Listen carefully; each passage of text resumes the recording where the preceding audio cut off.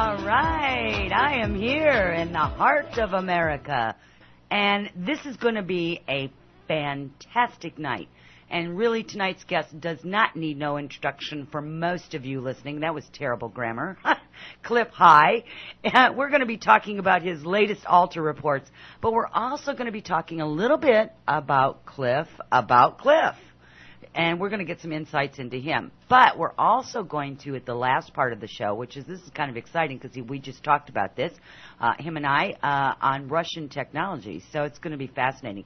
This is going to be a fast-paced and exciting show tonight. But welcome to the show, Clif. It's nice to have you here, dear. Thank you very much.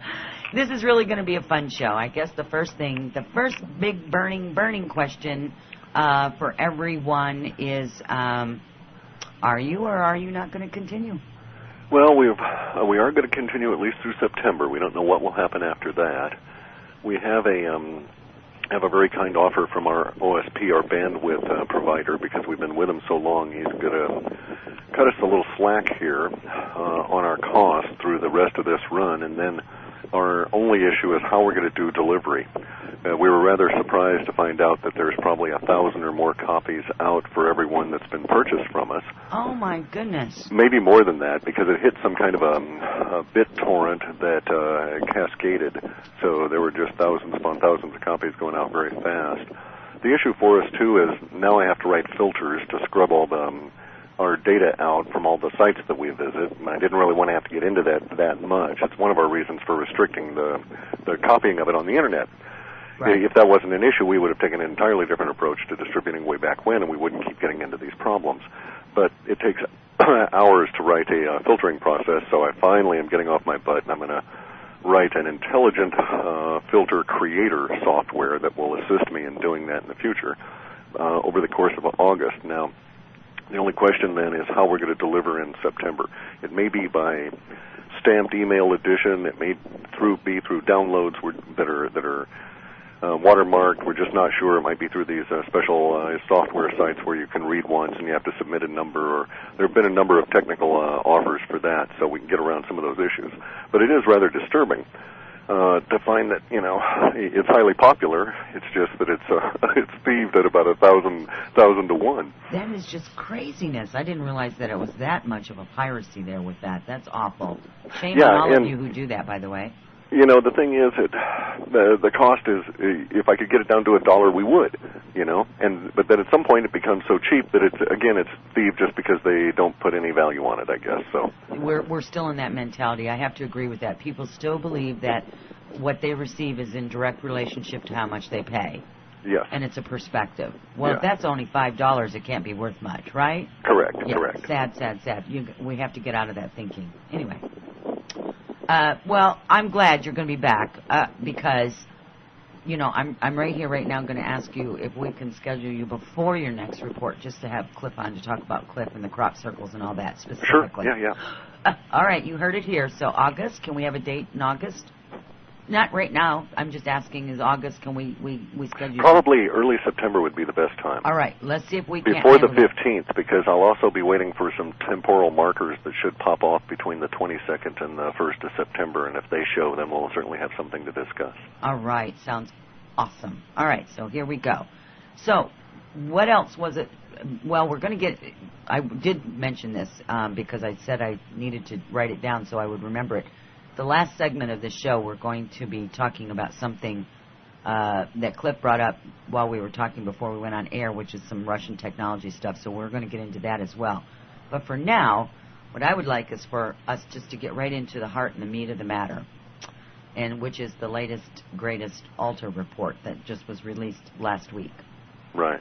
And I would love for you to begin, just begin, I guess, at the beginning here, because where do we do?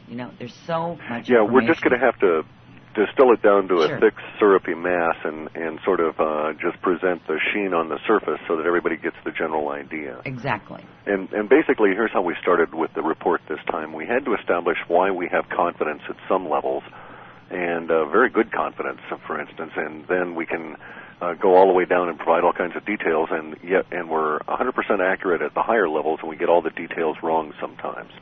And we use this analogy to the Cuban Missile Crisis. And the thought is that if we had the Internet running before the Cuban Missile Crisis in the early 60s, and if we had our software running then, we likely, and I did this by sort of reverse engineering. I went out and found a bunch of old newspapers of the period, took all of the text off, ran it through the software, made a little model of model space and ran it, and I would not have been able to determine that we wouldn't have gone to war.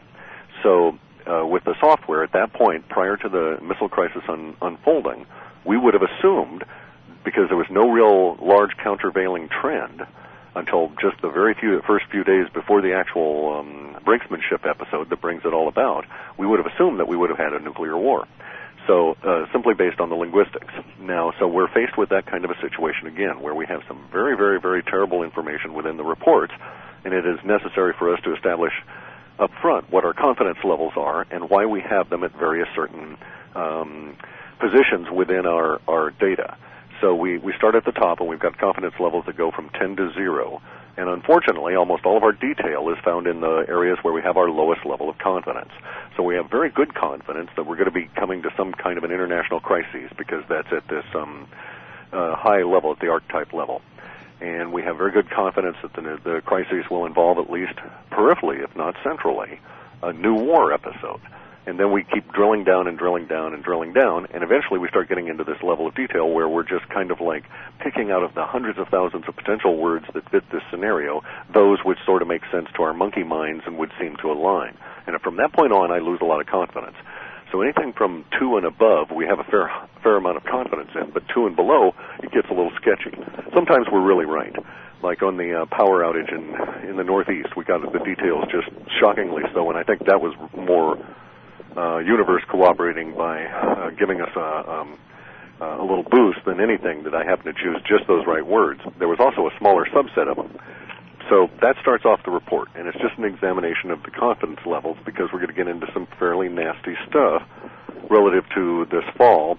It all really has starting July 15th in the background, and it'll sort of come out a little bit later. But as a result of that, we had to say we have confidence that we're going to be facing the following stresses, and it may include these really nasty levels of detail. Does that sort of make sense? It does to me. Okay. All right. Onward.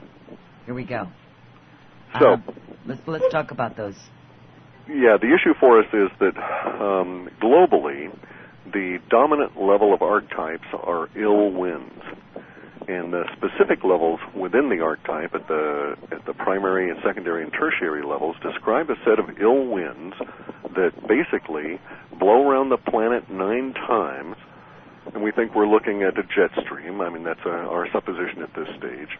And it'll take about 17 to 18 weeks for this to occur in a normal jet stream fashion, if that's the case. Now, we have fairly high confidence that whatever is being represented at this archetype level indeed will occur over the course of October 25th through to sometime in probably March or April of next year. And we also have fairly good confidence that at the tail end of it, there will be a whole lot of emotional brouhaha and upsurge around North Korea. We're also fairly confident that North Korea will come in early in November, but not necessarily in any nuclear fashion, if you will, but nonetheless as an irritant. That's up at a fairly high level.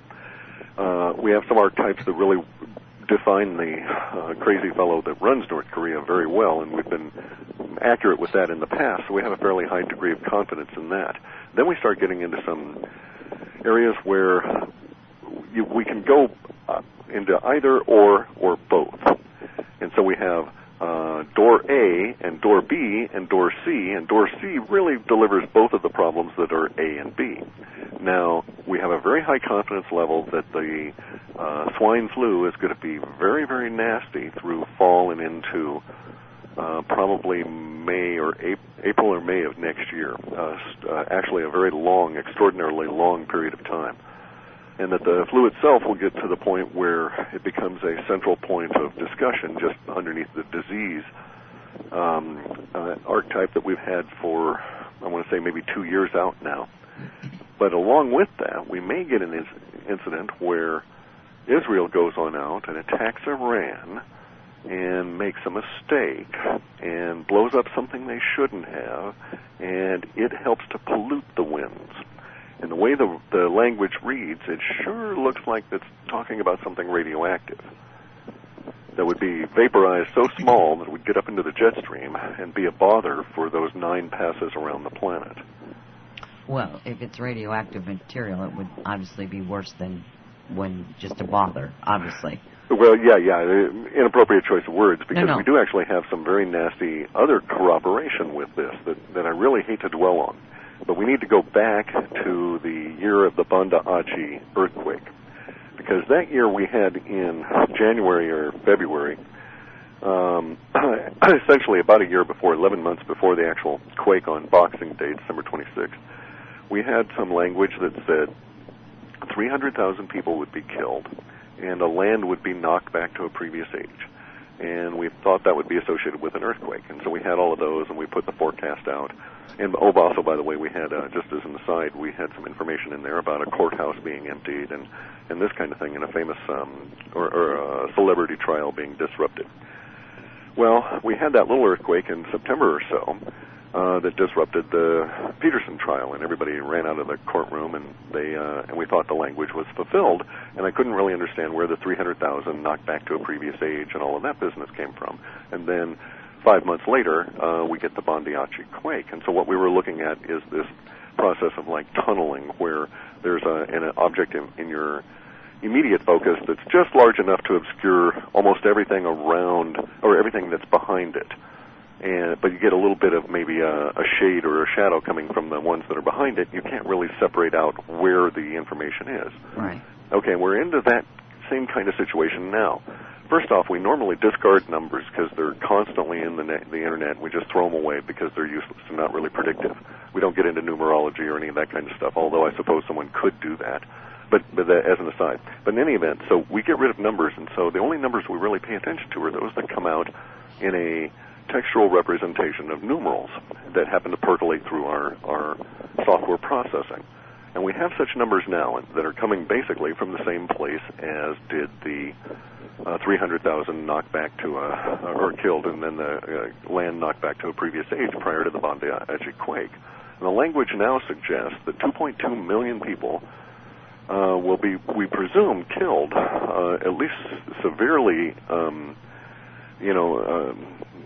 maimed for life, perhaps. I'm not really sure. There's not outright associations with all of them being killed, but severely impacted, let's just say, significantly so, maybe critically so, along the west coast of North America.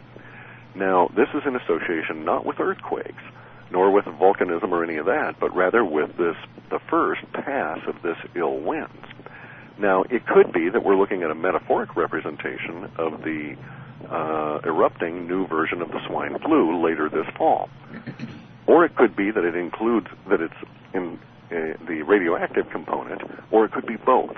And we really can't tell because you're getting down into a detail level there, and it's basically, our guess is as good as anybody's out of thousands and thousands of words that combine to form the lexical structures that we work on. Okay, so that being said, I'm going to throw this bit of information out here. My understanding is that this H1N1, whatever it is, flu, this virus that's manufactured flu, has already went through round 1.